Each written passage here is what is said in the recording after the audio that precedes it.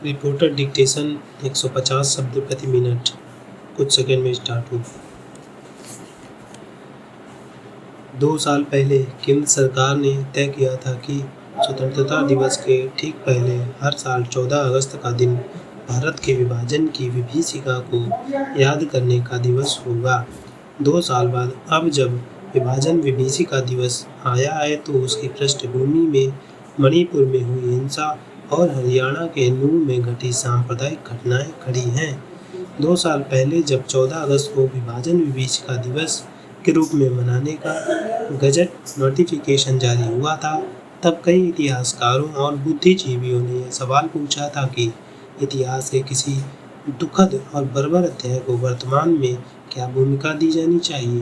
पहला, जब हम विभाजन की बात करते हैं तो हमारे मन में सिर्फ और भारत और पाकिस्तान के बनने या पंजाब और बंगाल के भौगोलिक व जनसांख्यिकी बंटवारे की बात ही नहीं उभरती, उस क्रूरता की बात भी उभरती है जिसे आज़ादी के साथ इस देश को भोगनी पड़ी थी।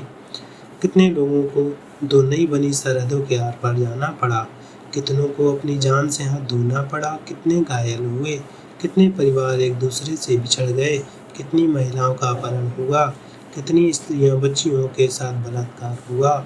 इन सब के जो भी आंकड़े हैं उन्हें आज भी भरोसेमंद नहीं माना जा सकता। वे आंकड़े जो भी हों, लेकिन पंजाब और बंगाल के कई पीढ़ियों के मानस पर इसका जो असर पड़ा है वह इन आंकड़ों से कई गुना बड़ा है।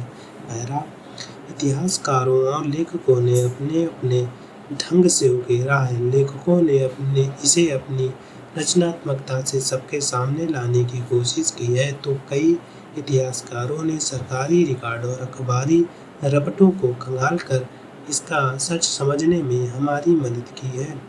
कई जगह कहानी और इतिहास का फर्क मिटता भी दिखा। याद कीजिए भीष्म साहनी के उपन्यास तमस्को। इसमें एक जगह गांव की सभी महिलाएं आक्रांताओं के डर से कुएं में कूद जाती हैं।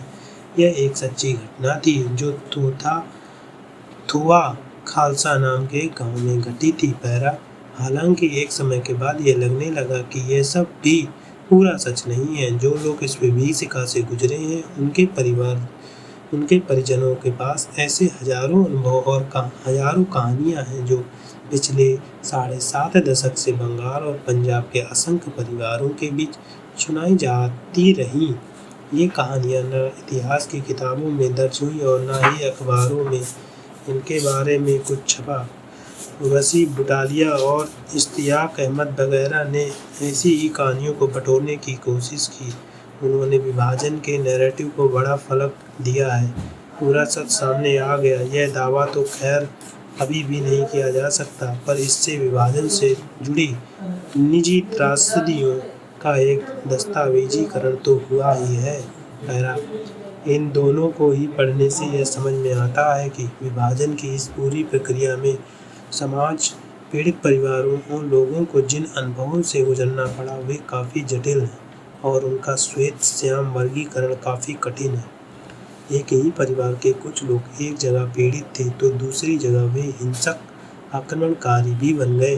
जिस परिवार की महिलाएं हिंसा का शिकार बनी, उसी परिवार के कुछ पुरुष दूसरों की स्त्रियों पर हिंसा कर रहे थे। पहला, इस सब के बावजूद मूल सवाल अपनी जगह है कि विभाजन की विभीषिका को किस तरह याद किया जाना चाहिए। भारत और पाकिस्तान का बंटवारा दुनिया के इतिहास का एक ऐसा त्रासद अध्याय है जिसकी तुलना दुनिया के किसी दूसरे दुखद घटनाक्रम से नहीं हो सकती।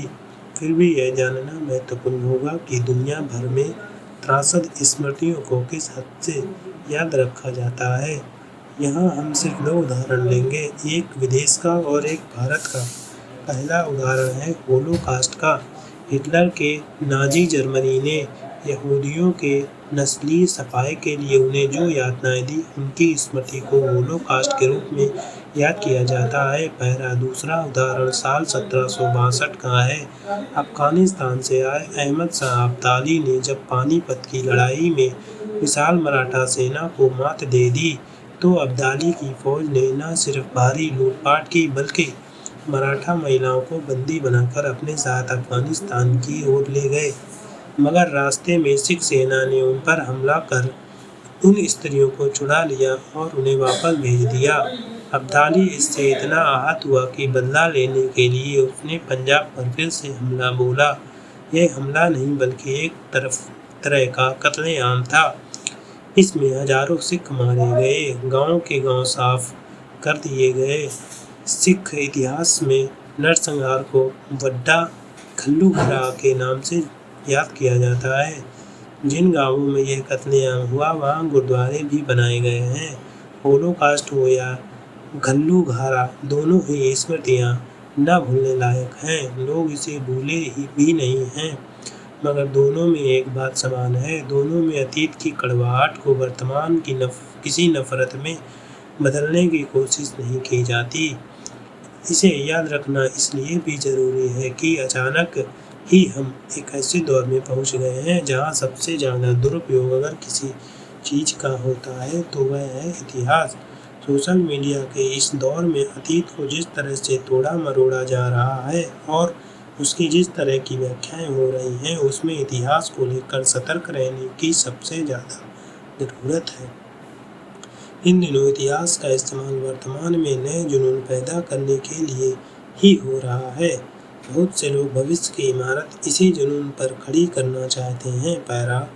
बेहतर यह होता कि विभाजन की विभीषिका के नैरेटिव को हम ऐसे सबक के रूप में विकसित करते जो समाज को किसी भी अगली विभीषिका में फंसने से बचाता।